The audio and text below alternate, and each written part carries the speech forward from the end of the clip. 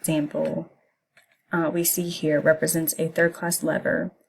In this example, while using the leg extension machine, the rectus femoris muscle is where the effort is taking place, and it extends past the fulcrum into here. And the fulcrum is the knee joint, and the load is at the foot or ankle where the bar is resting.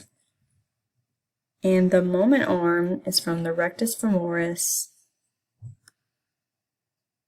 to the foot where the load is resting.